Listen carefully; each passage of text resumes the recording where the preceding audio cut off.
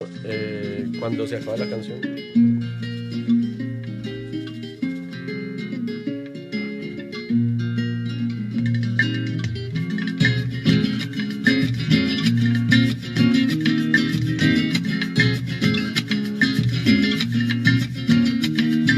Regreso a la tierra, sembrar, existir, un río de fuerza me impulsa a seguir. La sangre del río lleva tu memoria.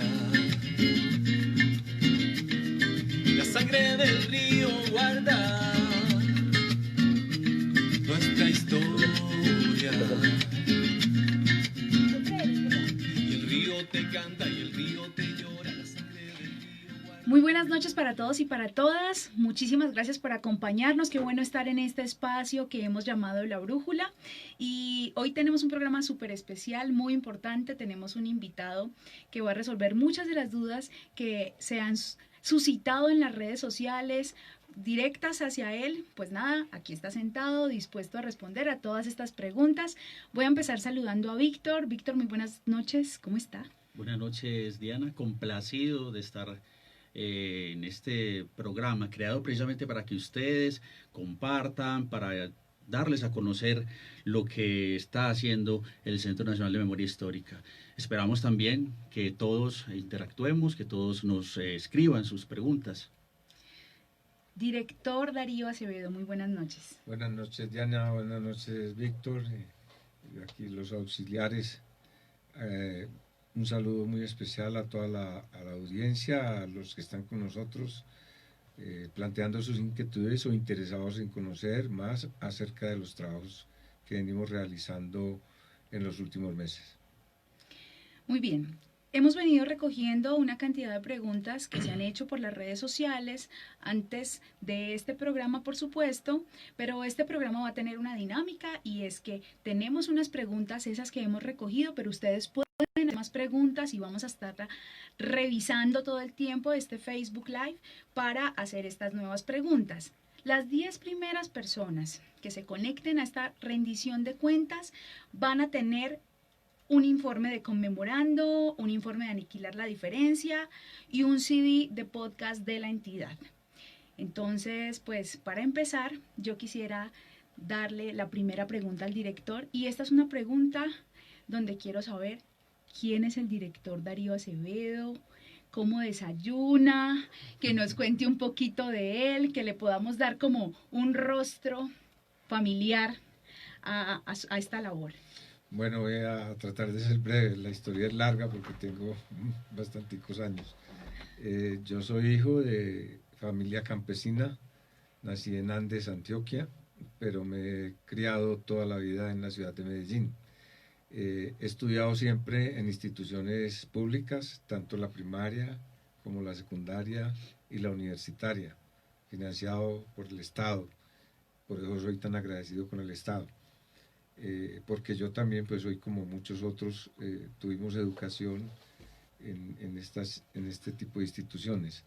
Luego en la universidad pues estudié la carrera de Historia, me gradué en el año 1985, hice una tesis sobre la vida y obra del maestro Gerardo Molina, un socialista demócrata, un personaje de una gran sabiduría, un gran intelectual, de una izquierda muy moderada y bastante correcta, diría yo. Me casé, tengo 2 hijas. ¿Qué más les puedo decir? Bueno, me vinculé como profesor a la Universidad Nacional de Colombia en la sede de Medellín en el año 1987. Trabajé algunos años en la sede de la Nacional en Bogotá durante 4 años. Allí cursé la maestría. Luego hice un doctorado en Historia en la Universidad de Huelva, en España, y regresé al país. Seguí en la Universidad Nacional de Colombia en Medellín hasta el año 2017, año en el que me jubilé después de 31 años de docencia. En la vida universitaria nunca tuve graves conflictos, nunca tuve una sanción disciplinaria. Tuve altas y bajas como cualquier profesor, publiqué muchas investigaciones, varios libros de mi autoría. Bueno, soy capaz de hacerme el desayuno, a veces me calienta el agua. ¿Qué más les puedo decir? No, pues yo creo que eso es suficiente y ahora estoy en este cargo de director por deferencia al señor presidente de la República, Iván Duque, que me confió la tarea de sumarme a este trabajo tan importante, tan necesario, tan trascendental para la sociedad colombiana, que es la recuperación y la preservación de la memoria de las víctimas del conflicto armado. Bueno, director o profesor, como tanto le enorgullece Mejor. que se le diga, ¿cuál es la importancia precisamente del Centro Nacional de Memoria Histórica para los colombianos? Bueno, el Centro Nacional de Memoria Histórica nace a la vida pública a finales del año 2011 como expresión y mandato de la Ley Nacional de Víctimas, la Ley 1448. Allí se le otorgan las funciones de recopilar la memoria de las víctimas, organizarlas, preservarlas, publicarlas, darlas a conocer, para que éstas sirvan como fuente de estudio para los investigadores que están buscando crear conocimiento para conocer mejor los intríngulis del llamado conflicto armado colombiano, en el que hubo pues, bastantes, digamos, protagonistas, en el que hubo bastantes crímenes de guerra, crímenes de lesa humanidad, y donde pues, quedó un número inmenso de víctimas, que algunos dicen que es de 8,5 millones. Las cifras no son exactas, pero de todas maneras es una cifra bastante mirada en comparación con otros países donde hubo violencia política o algún nivel de conflicto y nunca se llegó a esta cifra tan alta. Entonces, esa es la importancia, es una misión casi que sagrada, que se, digamos, se investiga y se recoge con un fin que no es vindicativo, que no puede ser para despertar nuevos odios o para que la gente sienta deseos de venganza con respecto a los agresores, sino como una ayuda, como una reparación, como una manera de que ellas elaboren su duelo al expresar con la palabra, porque la palabra en este tipo de situaciones tiene un efecto liberador, le ayuda a la gente a procesar su duelo, su dolor. Por supuesto, no a que lo olvide, porque las marcas quedan. Siempre he dicho, lo que deja la violencia en el cuerpo es como una marca, es decir, como la huella de una quemadura que nunca se borra y que está siempre ahí, pero que puede dejar de doler si hacemos un trabajo de reparación y de sanación. Director, le tengo otra pregunta. Esta segunda pregunta es una pregunta que nos hicieron mucho en redes sociales y que tiene que ver con la forma en que usted en la actualidad concibe el conflicto armado.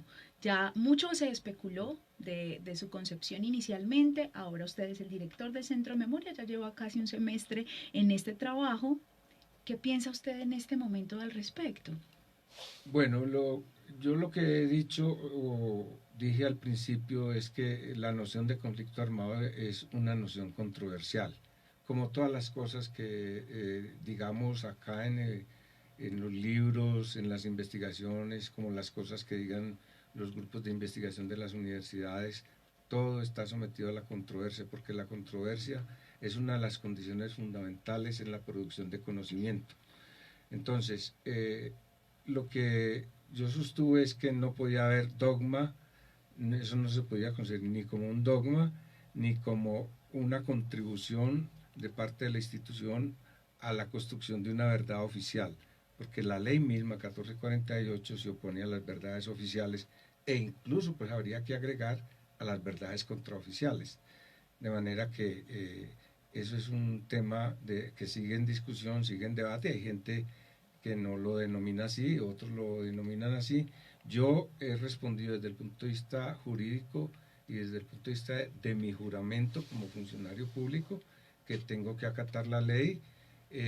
No tengo mayor problema, a mí me parece que eso no es algo así como de vida o muerte. Pienso y he utilizado el lenguaje y la noción de conflicto armado en muchos discursos, en muchas intervenciones, declaraciones a la prensa, a la radio, porque me parece que eso pues digamos, no me va a afectar en otro tipo de convicciones que yo tenga sobre la vida colombiana. Y de todas maneras, me parece que hay que dar ejemplo en el sentido de que si uno está cumpliendo una misión pública, pues debe ser respetuoso con lo que estipulan las leyes. Director, definitivamente el paramilitarismo es uno de los fenómenos más preocupantes y que más ha generado heridas en el conflicto. Precisamente el Centro Nacional de Memoria ha retratado todo lo que ha sucedido con este fenómeno, pero sigue, qué tan latente aún permanece este victimario? Bueno, hay algunas versiones en el sentido de que parece que hay elementos para pensar que el paramilitarismo está resurgiendo. Sin embargo, como lo conocimos en su época de gestación y en la época en la que realizaron los paramilitares tantos ataques de carácter terrorista contra la población civil y contra las guerrillas, eh, pues la diferencia es en que en este momento los grupos que llamamos BACRIM, que son, digamos, están conformados en buena medida por militares que no se acogieron a la Ley de Justicia y Paz y al proceso de desmovilización que hubo en el 2006-2007. Entonces, digamos que con sus procederes violentos en muchas zonas agrarias, como por ejemplo el Clan del Golfo, los Caparrapos, etcétera, pueden estar afectando a pobladores civiles, a líderes sociales, y en ese sentido pues hay una voz de alarma.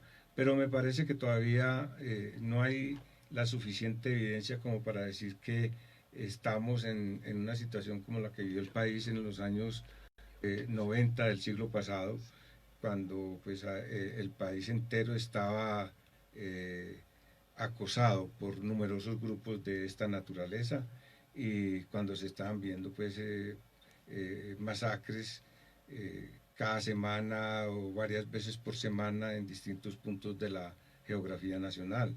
De manera pues que yo creo que aún es prematuro hablar de eso. Lo que estamos viendo también es la subsistencia de unos reductos guerrilleros que tampoco se acogieron al proceso de paz firmado a finales del 2016, las llamadas disidencias, y a un cierto renacimiento del Ejército de Liberación Nacional. Director, también se especuló mucho sobre todos los archivos que supuestamente se sacaron del Centro Nacional de Memoria Histórica. Queremos saber un poquito cuál es la realidad de esa situación. ¿Se sacaron o no se sacaron? ¿Y qué se está haciendo en la actualidad para preservar esos archivos? Bueno, nunca se sacó ni siquiera una hoja, ni media hoja, ni un párrafo siquiera. Ningún documento ha sido alterado. La prueba de nuestra garantía y de nuestro respeto por los documentos y los archivos que recibió el Centro Nacional de Memoria Histórica durante los años previos a la llegada de nosotros es que hemos firmado, como ya se ha dicho en programas anteriores, firmamos un convenio con el Archivo General de la Nación para que el archivo también, como nosotros, garantice y preserve en buen estado esos archivos y los ponga a disposición de los investigadores y de la opinión pública, de la gente que quiera ir a leerlos o a mirarlos en la sede del Archivo General de la Nación o en el centro de documentación, que es un centro pequeño que tenemos nosotros abierto al público. Nada se ha alterado, absolutamente nada, y ese convenio que fue firmado de cara a la opinión pública y con invitación a los medios es la mejor demostración de que somos serios en el manejo de estos temas tan delicados. Y esta respuesta coincide con lo que nos dijo la directora de archivos en el primer programa de La Brújula, y yo quiero invitarlos a que revisen los programas anteriores que ya tenemos y que hemos colgado en nuestra página de Facebook, y están en una lista, ustedes los pueden reproducir cuantas veces quieran y conocer los detalles sobre este tema en específico que son los archivos de derechos humanos. Siguiente pregunta. Director, ¿por qué no se han hecho lanzamientos de informes físicos? Bueno, nosotros cuando llegamos acá encontramos una lista de más de 20 informes, algunos ya terminados, otros que se tienen que someter a una revisión por parte de pares evaluadores y otros que están en proceso de culminación. De esos libros se han lanzado primero el que tuvo que ver con el sindicato de La Palma de Aceite, al que no pudimos asistir físicamente porque coincidió con un momento muy álgido y de gran ocupación en el empalme que tuvimos con la administración anterior por los meses de febrero y marzo, pero que después ha sido lanzado y nosotros mismos lo hemos publicitado en las redes, en el portal. También se ha publicado recientemente, días anteriores, un texto llamado Memoria Histórica con Víctimas de Violencia Sexual, una aproximación conceptual y metodológica, algo muy útil para los estudiosos de este tema, que se refiere pues a una de las conductas delincuenciales de más baja estofa que cometieron los diversos grupos armados irregulares y en algunos casos agentes del Estado. Entonces, sí hemos utilizado o sí hemos hecho lanzamientos de libros físicos y estamos en proceso, estamos preparando la publicación de un libro de 3 tomos sobre el fenómeno del paramilitarismo en el Magdalena Medio. También estamos muy próximos a publicar un libro sobre las afectaciones sufridas por la comunidad LGBTI en el Magdalena Medio a manos del paramilitarismo. Se han publicado algunos, se han repartido algunos textos, folletos sobre, por ejemplo, relatos de selva, que tiene que ver con soldados de la fuerza pública que sufrieron secuestro, y algunos otros textos pequeños, pero estamos digamos, en esa labor. Y pues nosotros, la nueva dirección del centro, ha adoptado una política de que lo que está en proceso, así venga de la administración anterior, así nosotros tuviésemos contradicciones con los contenidos, se va a publicar íntegramente.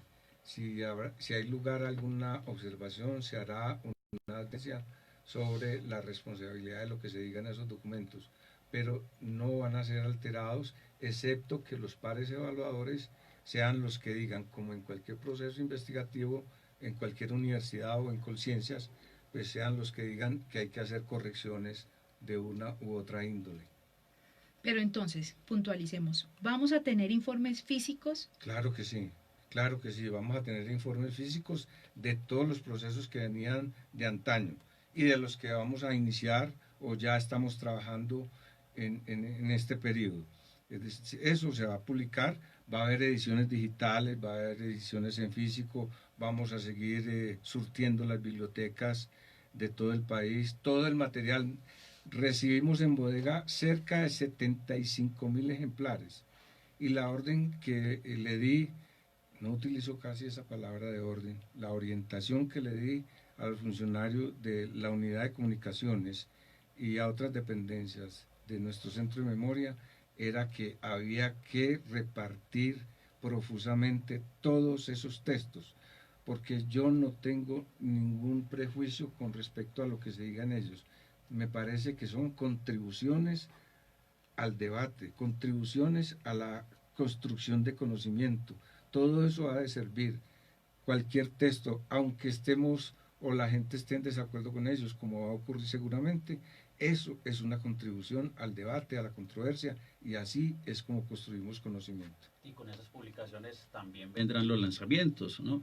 En espacios como la Fiesta del Libro de Medellín y otros tantos aquí en Bogotá. y en el resto del país. Sí, efectivamente hay algunos, incluso algunos lanzamientos son en convenio con organizaciones o embajadas que han contribuido financieramente a la elaboración de esos textos. Entonces va a haber, por supuesto, lanzamientos públicos. En septiembre vamos a estar en Medellín y allí vamos a hacer algunos de esos lanzamientos. Profesor, usted se ha referido en varias ocasiones a la importancia de las memorias plurales. En ese sentido, se le está abriendo campo a víctimas de guerrillas y de fuerza pública. ¿En qué ha trabajado y qué es lo que prevé usted? Bueno, el centro dedicó una buena parte de sus esfuerzos en los años anteriores a investigar, a recuperar la memoria de víctimas de los grupos paramilitares. El grueso de las publicaciones del centro tienen que ver con ese fenómeno. Me parece que han dado a conocer muchas cosas que para la opinión pública estaban en laberinto o en la oscuridad y se han podido develar y en ese sentido también se ha contribuido a la reparación de las víctimas del paramilitarismo.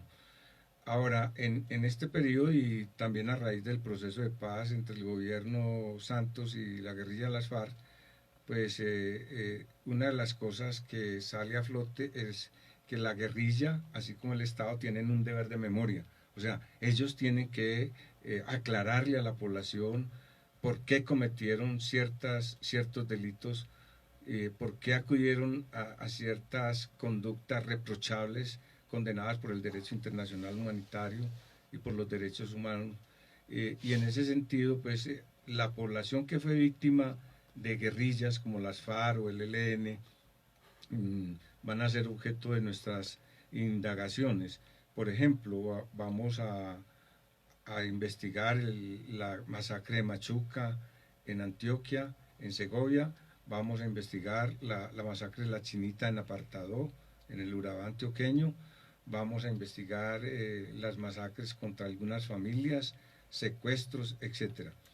Y también en lo que respecta a la fuerza pública, pues nosotros partiendo de la lectura y entendimiento del artículo 3 de la Ley Nacional de Víctimas, consideramos que los soldados y los policías son víctimas de ataques porque ellos son personas que estaban cumpliendo un deber, una misión por mandato legal, pero además ellos tenían mamá, tenían papá, muchos de ellos tenían hijos, que ellos al desaparecer por muerte o por asesinato quedaban desprotegidos, quedaban sin la compañía de ese ser que era parte de la familia. Entonces, las mamás, las viudas y los hijos son víctimas del conflicto armado.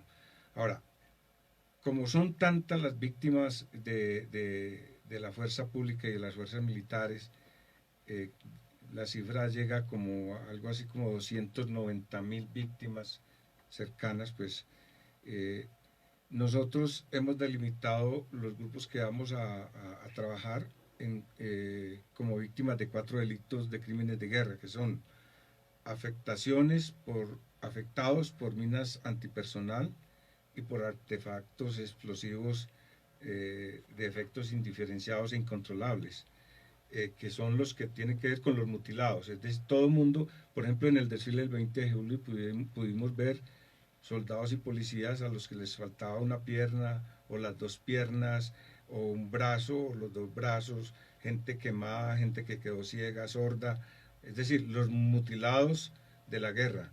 Esa es una población bastante grande de varios miles de agentes del Estado, cuyas familias pues tienen algo que narrar, tienen algo que contar. Y esos mismos soldados, los que sobrevivieron, también tienen mucho que decir. Es decir, cómo fueron las circunstancias de tiempo, modo y lugar de esos ataques o de esos eventos en los que ellos perdieron parte de su corporeidad. También vamos a investigar víctimas de secuestro, o lo que en el derecho internacional humanitario se llama retenciones. Esas retenciones están prohibidas incluso en la guerra, en el conflicto armado. Hubo soldados y policías que estuvieron secuestrados 1 año, 4 años, 8 años, hasta 14 años.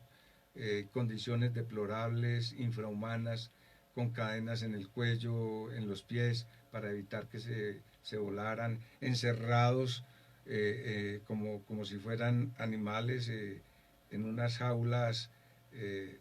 Bueno, la gente recuerda escenas dantescas de ese sufrimiento, pues esa es una cosa que también vamos a indagar.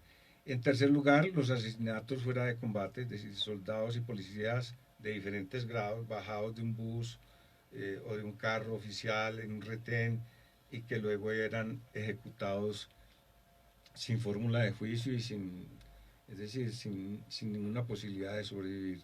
Y por último, los soldados y policías desaparecidos. Eso no quiere decir pues que le vamos a dedicar el 100% digamos, a este tipo de víctimas, porque no vamos a descuidar las víctimas, el tipo de víctimas que se habían estudiado anteriormente, como por ejemplo víctimas de los grupos paramilitares que aún no han sido investigadas, pues nosotros vamos a tratar de ir también allí, o víctimas de agentes del Estado. Le menciono, por ejemplo, que en Antioquia estamos tratando de iniciar un trabajo con viudas de dirigentes de la Unión Patriótica, que fueron asesinados en serie a finales de la década de los 80 del siglo pasado. Un profesor de la Universidad de Antioquia, un diputado a la Asamblea de Antioquia y otros tantos. Y aquí en Bogotá pues, nos vamos a acercar a las madres de Soacha que acusan a agentes del Estado de desapariciones o de los llamados falsos positivos, para también pues, mirar de qué manera fueron afectadas y cómo han ido procesando su dolor, etcétera, etcétera. Quiero saludar a las personas que recién se conectan. Estamos ahora mismo con el director del Centro Nacional de Memoria Histórica que nos acompaña en este programa que se llama La Brújula, hacia dónde va el CNMH. Director, usted ya nos dio unas pinceladas de proyectos que vienen a futuro en el Centro de Memoria, pero recapitulemos. ¿Cuáles son esos casos que se van a acompañar en el resto de año y, si se quiere, en 2020? Bueno, nosotros primero voy a explicar los criterios que hemos tenido en cuenta, que están contemplados además en la ley y que tienen que ser de obligatorio cumplimiento. Tenemos el criterio de la territorialidad, es decir, tratar de no estar concentrados en un solo punto del país, reconocer la diversidad territorial y cultural de las poblaciones. En segundo lugar, el componente o el enfoque étnico, es decir, de pueblos como los pueblos llamados afrocolombianos, sobre todo de la costa pacífica, de la costa norte, los pueblos indígenas, que fueron muy afectados por el conflicto en diversas partes del país, de norte a sur y de oriente a occidente. Aquí hay 120 pueblos indígenas en este país y muchos de ellos fueron víctimas o de la guerrilla o de los paramilitares, en fin. También debemos tener en cuenta el enfoque de género, es decir, mujeres, niños y niñas que también sufrieron los efectos de estas violencias. La población LGTBI también tiene que tener, digamos, se tiene que contemplar algún caso en que ellos hayan estado pues como víctimas, ¿no? Teniendo en cuenta todo esto, pues hemos conformado equipos en 3 ciudades. Un equipo se llama Iniciativas de Memoria de este trabajo. Un equipo en Medellín, otro en Bogotá, otro en Cali. Y en varios pueblos, en varios departamentos, por ejemplo, Gutiérrez, Cundinamarca, Rivera en Huila, donde fueron asesinados 9 concejales a sangre fría por parte de las FARC.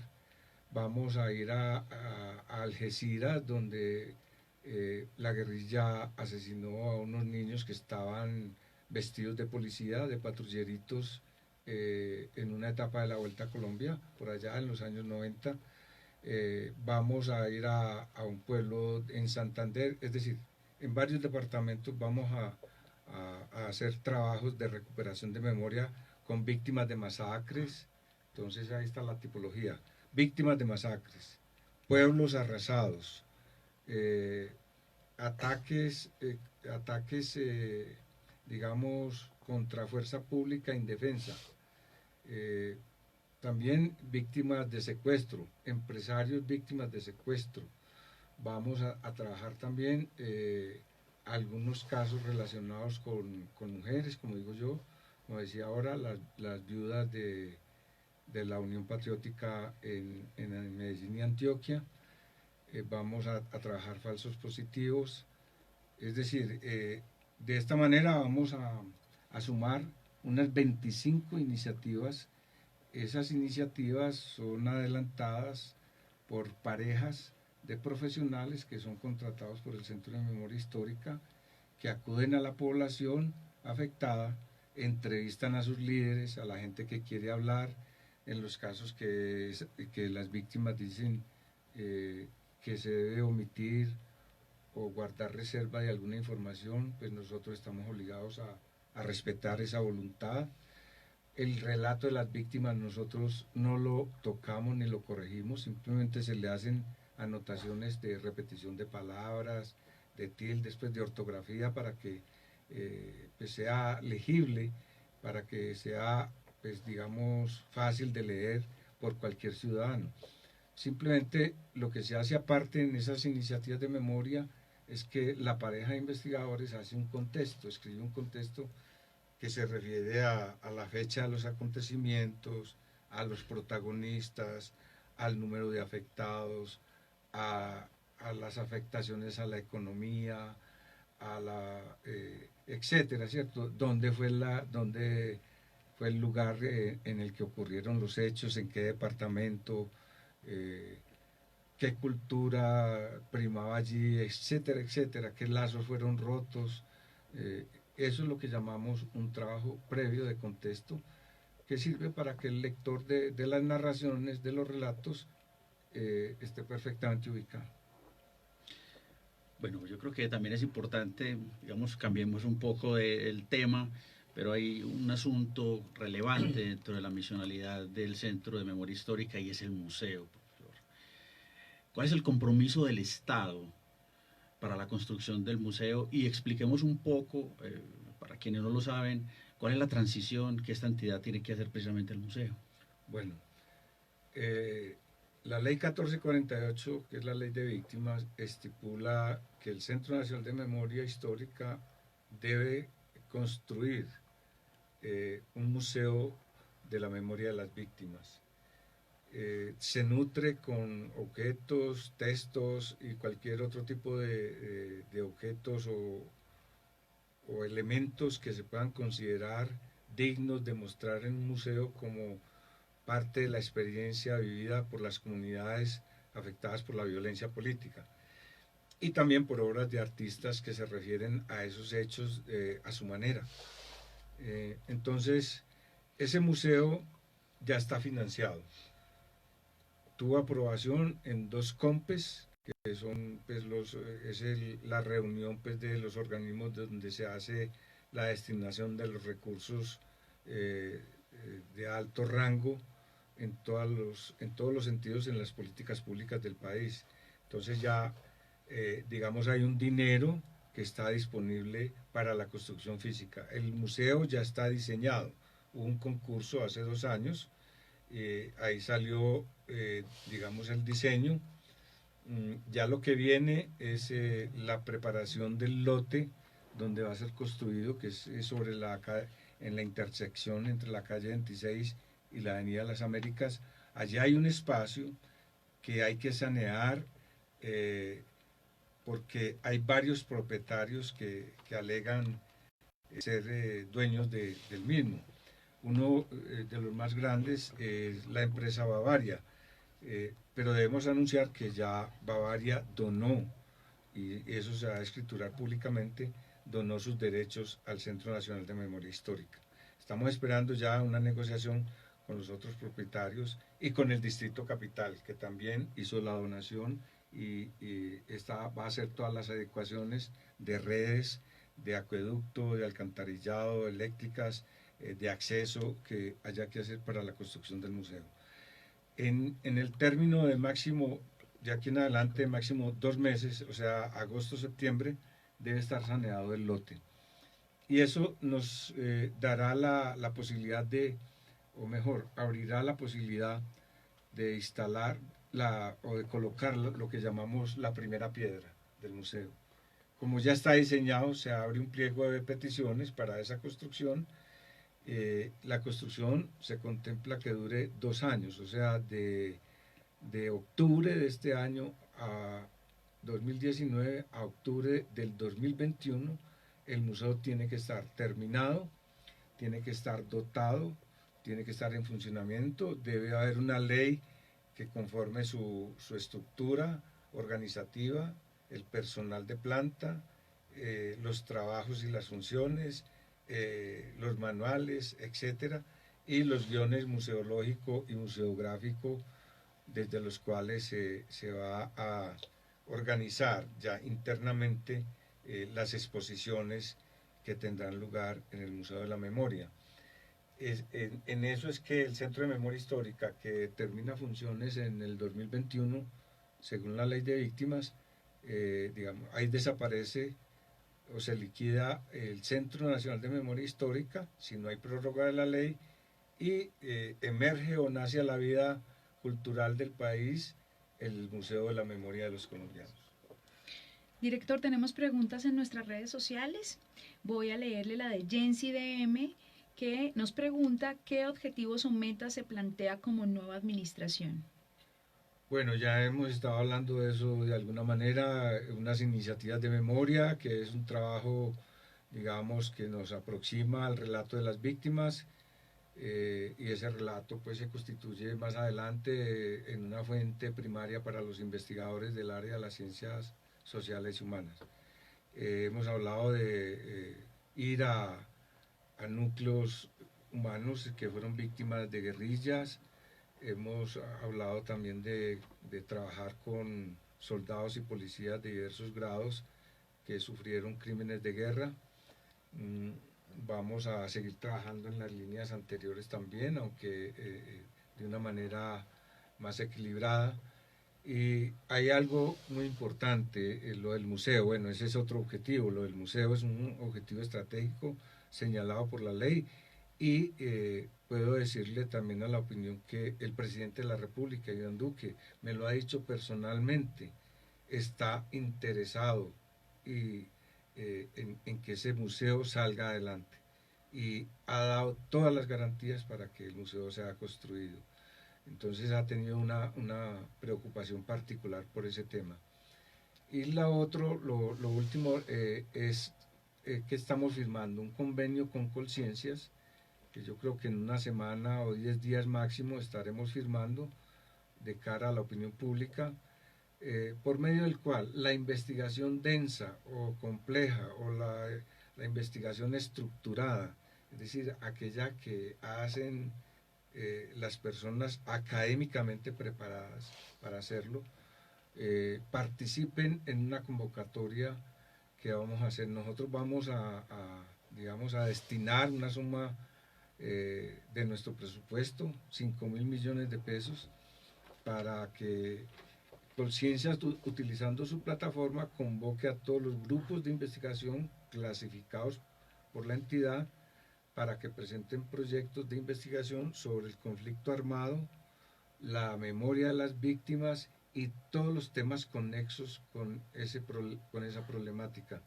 en el periodo pues, que está enmarcado por la ley 1985 hasta el presente. Entonces, nosotros aspiramos a que finalmente se aprueben en esa convocatoria unos 20 proyectos, entre 15 y 20 proyectos que se traducirán en publicaciones y que mostrarán digamos, las realizaciones de esos grupos que van a estar en diversas universidades del país y en diversos centros de investigación. De esta manera lo que hacemos es abrir a la comunidad académica de las ciencias sociales y humanas el tema del conflicto armado y de la memoria de las víctimas, sacarlo un poco de la misma institución, evitar que haya digamos, sesgos, evitar que haya intereses políticos de por medio, porque la plataforma de Colciencias es muy garantista y es la que se ha utilizado, digamos, a lo largo de varias décadas por parte de todos los investigadores del país. Director, este programa lo creamos, lo pensamos para poder responder a muchas preguntas que se hacían también desde el desconocimiento de la entidad y de lo que estaba pasando, y nos ha tocado responder en este espacio preguntas muy duras de personas con aseveraciones que a veces no tienen mucho peso, unas que están completamente equivocadas, otras que tienen razón de ser. Yo le voy a hacer una pregunta también en esta especie de rendición de cuentas que va en línea de esa rendición que tiene que hacer la entidad. Juan Carlos Mora nos pregunta cómo se dirige un centro de memoria histórica desde una visión negacionista del conflicto armado. Bueno, aquí no hay una visión negacionista porque no hay una verdad positivista a la manera dogmática. Aquí no hay un consenso en este país sobre ese problema y yo ya he explicado que eso no ha sido ningún impedimento, es decir, el que yo tenga un pensamiento u otro no ha sido un impedimento para que estemos trabajando normalmente en la filosofía y en el espíritu que nos manda la ley 1448. Es decir, hemos sido respetuosos, nadie ha sido impelido entre los funcionarios de planta o entre los contratistas a que deben pensar de tal o cual manera o a que deben negar el conflicto armado, porque es que eso no es lo que nos va a dar la verdad o el conocimiento de todo lo que necesitamos conocer. Es decir, lo principal es seguir yendo donde están las víctimas. Lo importante es, digamos, que el Centro de Memoria Histórica no ponga condiciones al hacer una convocatoria como la que estamos pensando hacer con Colciencias, no ponga ningún condicionamiento ideológico o de que los proyectos deben negar o afirmar el conflicto armado. No, la ley estipula eso, entonces eso se va a investigar. Probablemente vendrán enfoques muy diversos, trabajos sobre localidades o sobre regiones, enfoques de tipo economicista, otros enfoques de carácter estructuralista, etcétera, ¿cierto? Todo eso va a enriquecer el conocimiento, como decía anteriormente, pero yo pues no he tenido ningún problema porque como ciudadano sea de un partido o de otro, tenga una religión determinada u otra, porque aquí estoy digamos, cumpliendo con un mandato, con un juramento que hice. Y en ese sentido también, profesor, es importante que le aclaremos a la gente la manera como se hizo el empalme con la administración anterior y el reconocimiento que usted también ha hecho en diferentes ocasiones al trabajo realizado anteriormente por quienes dirigieron el Centro Nacional de Memoria Histórica. Es que aquí se llegó a decir pues que yo iba a destruir el legado, a negarlo, a opacarlo o a perderlo. Como les decía anteriormente, recibimos 75.000 ejemplares en los anaqueles. En este momento creo que estamos en 45.000 porque hemos ordenado irrigar las bibliotecas del país con esos ejemplares. Es que el Centro de Memoria Histórica no puede ser visto como una iglesia en la que se administra la verdad revelada, sino que sus textos están abiertos a la crítica, sus textos están abiertos al debate, como van a estar abiertos al debate y a la crítica los que se produzcan bajo nuestra dirección. Nosotros internamente no estamos haciendo ningún trabajo de investigación. Estamos orientando, estamos creando, digamos, unos criterios que son perfectamente, asequibles para la comunidad académica, para las personas que quieren investigar el problema. De manera que no creo que nosotros hayamos afectado nada, ningún procedimiento, como les dije ahora. Pues recibimos más de 20 libros en lista y los estamos publicando y los seguiremos publicando hasta el final y distribuyéndolos. No hemos destruido absolutamente nada. A pesar de mis contradicciones con algunos de los autores de textos en el pasado, yo pues, de alguna manera mantengo una actitud de respeto con personas como Gonzalo Sánchez o como Luis Carlos Sánchez, un caballero. En todo el proceso del empalme, no tuvimos una discusión, no tuvimos ningún enfrentamiento, fuimos acatados. Y en el proceso de empalme y en lo que llevamos, 6 meses exactamente llevamos, hemos encontrado entre los funcionarios de planta y los contratistas una actitud cada vez más respetuosa, comprensiva, gente muy valiosa que hace su trabajo con profesionalismo, gente que trabaja con mística, y estamos gratamente sorprendidos por eso. Y nosotros no les estamos imponiendo ninguna condición ideológica o política. La Dirección de Acuerdos de la Verdad tiene un papel fundamental, o lo ha tenido durante estos 10 años del Centro de Memoria. ¿Cuáles son las metas y cuál es el futuro también de esta dirección, profesor?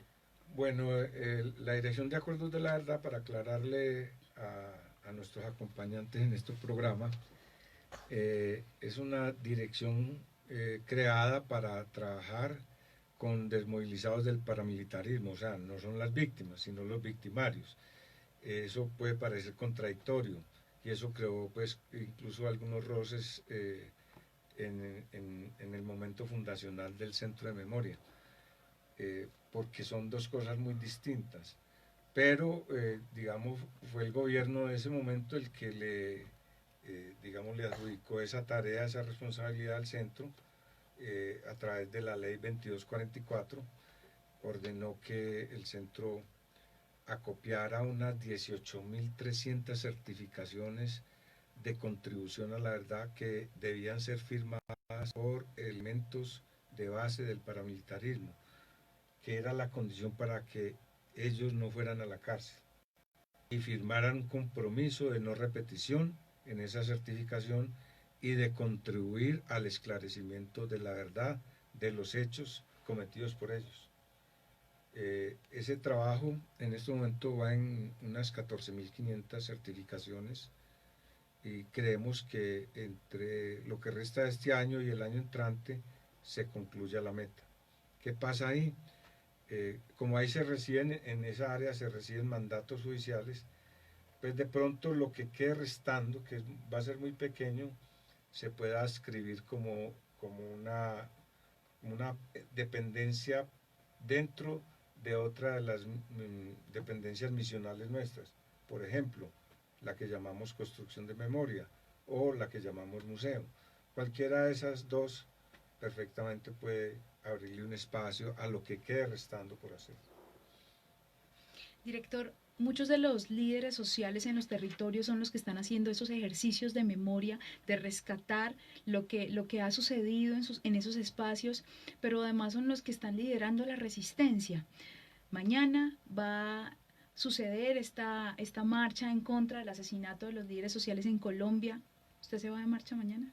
Sí, no sé si yo pueda salir, pero por lo menos vamos a autorizar a los funcionarios y a los contratistas para que se sumen a esa causa que es muy importante, es necesaria. Ya el presidente de la República hizo el anuncio de que va a salir a marchar. Yo creo que hay que unirnos todos y la mejor manera para unirnos frente al asesinato de los líderes sociales de diversa naturaleza es que no politicemos ese asunto. Pues sería un grave error que, digamos, le achacáramos todos los asesinatos de líderes sociales o al Estado, o al gobierno, o a la fuerza pública, o a la guerrilla tal, o a tal grupo de paramilitares, porque es que en el país hay problemas que trascienden digamos, ese fenómeno que está ocurriendo. Y yo quiero precisar al menos dos. Uno es la avalancha del narcotráfico, el auge del narcotráfico por el crecimiento de los cultivos ilícitos. Es decir, eso ha generado muchas guerras, muchos enfrentamientos entre pequeños grupos mafiosos. Y lo otro es la minería ilegal. Como la minería ilegal está siendo enfrentada por el Estado, pues, y por las comunidades de base en muchos municipios que ven afectada la agricultura, en fin, los terrenos. Entonces, digamos, no es descabellado pensar que los mineros ilegales o pues, grandes mineros ilegales pues, de pronto estén inmiscuidos en ese tipo de acciones, pero no hay una investigación jurídica todavía. No obstante, vale la pena que todo el país se una, ¿cierto? Las religiones, los estamentos, los gremios, la prensa, las organizaciones civiles, las ONG, los partidos políticos, todos salgamos a marchar mañana y evitemos, eso sí, evitemos que la marcha y toda esta campaña que se haga de aquí en adelante tenga un fin político, no que tenga un fin de preservar la vida, de que demos el mensaje que para nosotros la vida es lo máximo, que la tenemos que preservar sobre todo en los líderes, porque los líderes son los que conducen las comunidades a condiciones, a mejores condiciones de vida. Director, ¿cómo va a ser ese trabajo? Pues usted ya nos ha contado un poquito de eso, pero la gente pregunta mucho sobre el asunto de Colciencias. ¿Cómo va a ser realmente ese proceso? ¿Cómo empieza? ¿Y eso va a permanecer en el tiempo? ¿Es un experimento? No, no es un experimento, es algo muy sólido. Es un convenio que estamos perfeccionando de tal manera que no haya posibilidades de fracaso. El hecho es que contemplamos 4 grandes programas, unos que tienen que ver directamente con conflicto armado, otros conflicto armado y memoria de las víctimas. Hay uno que es relativo a los daños al medio ambiente, que estamos esperando que Ecopetrol se sensibilice, le vamos a hacer la propuesta de que se ocupe de ese asunto, porque de verdad, y no es solamente por la parte material de la geografía, de las tierras que han sufrido y de las aguas, sino que esas tierras y esas aguas le sirven a las comunidades.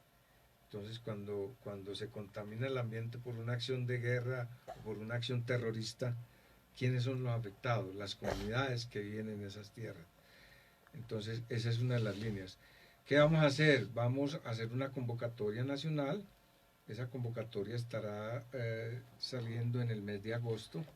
Ahí se inicia el proceso. Y el trabajo de selección, pues mientras los investigadores preparan sus propuestas, nos iríamos hasta fines de año. Ya a fines de año, entre Colciencias y el Centro de Memoria Histórica, evaluamos las propuestas que vayan llegando e iniciamos otra etapa, que es la de formalización de los contratos con esos grupos de investigación y con las universidades que los respaldan, porque esos grupos tienen que estar adscritos a universidades o a centros de investigación reconocidos. Entonces, no sabemos quién va a participar, por dónde van a enfocar su trabajo, ellos lo dirán en sus proyectos. Y lo que nosotros miramos es pertinencia académica, es decir, que el tema se corresponda con lo anunciado en la convocatoria. Y segundo, que los proyectos tengan viabilidad financiera, es decir, que no sean, digamos, exagerados en el cálculo de los gastos, en el pago de los investigadores, etcétera, etcétera. También se contempla lo siguiente, pues como política de Colciencia siempre, si a un proyecto se le da 350 millones, por decir algo, la universidad debe aportar un 30% adicional, lo cual incrementa, pues, digamos, la financiación del proyecto y pasa de 400 millones.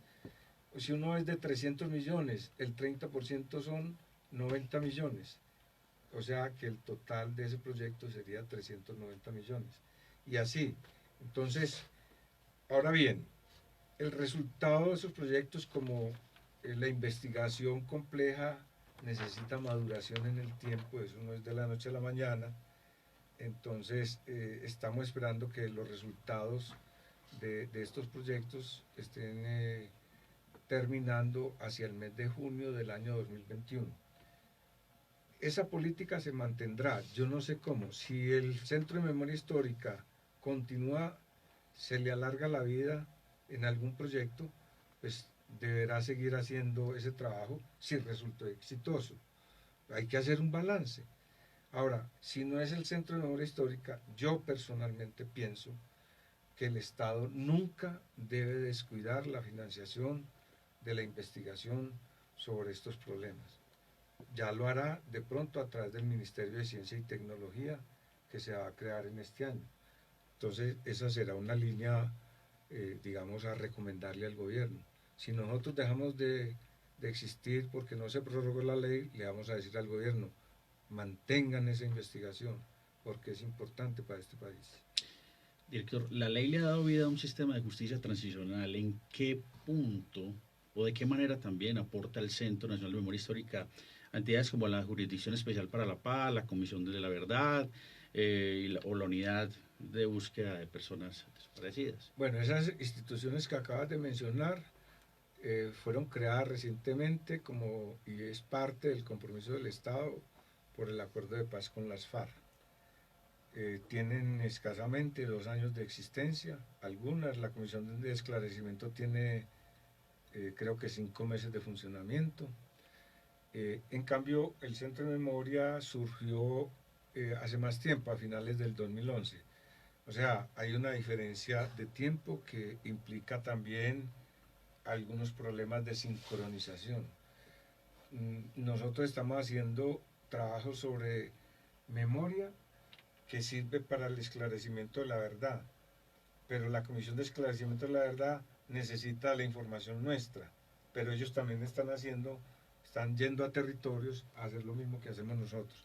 Entonces, se puede estar presentando duplicidad de funciones, y eso tendrá que ser objeto de estudio en el Congreso de la República, no sé cómo. Lo otro es, por ejemplo, en el caso de la JEP, la existencia de la JEP pues nos permite aclarar lo siguiente, que hay una verdad jurídica que es distinta a la verdad académica. La verdad académica es más especulativa, es más controversial. La verdad jurídica nos dice quién cometió un delito, si lo cometió o no lo cometió, en qué circunstancias, y si lo cometió, qué castigo se merece. Y eso pues tiene apelación, pero siempre en términos jurídicos, y siempre se dirá culpable o inocente. En el mundo académico nunca diremos o nunca catalogaremos las cosas de esa manera. ¿Por qué? Porque su característica esencial es que es polémico, es abierto. Es decir, nosotros, por ejemplo, el Centro de Memoria Histórica no puede hacer trabajos que tengan un carácter jurídico o que puedan ser utilizados judicialmente como prueba. Las memorias, y lo dice la ley, no lo dice Darío Acevedo, lo dice la ley, las memorias de las víctimas no pueden ser utilizadas judicialmente. Víctor, director, se nos acabó el tiempo. 7 de la noche, ¿cómo se sintió? Bueno, estoy algo cansado. Bueno, muy bien. Muy bien. Pues yo creo que pude explicar, digamos, muchas de nuestras políticas. Ya habrá que esperar procesos, que las cosas empiecen a marchar o sigan marchando, y paulatinamente estaremos mostrando los resultados de estos esfuerzos que estamos haciendo. Una invitación final a que revisen los programas que tenemos subidos de las anteriores brújulas. La mayoría de las preguntas que no alcanzamos a responder están adscritas a las respuestas que se dieron en los programas anteriores, así que en nuestro Facebook van a encontrar estos videos y ahí van a poder tener las respuestas de las preguntas del día de hoy que no se lograron hacer. Y también, Diana, a invitar a la gente a leer nuestros contenidos en la página web de la entidad. Es un trabajo muy completo del grupo de periodistas del Centro Nacional de Memoria Histórica. También las redes sociales, ¿no? Que está aquí precisamente Juan José Toro, que ha estado muy atento siempre a la labor, a estar pendiente de toda la actividad que desarrolla la entidad en diferentes territorios. Muchísimas gracias a todos y a todas por acompañarnos. Esto fue La Brújula. Que tengan buena noche.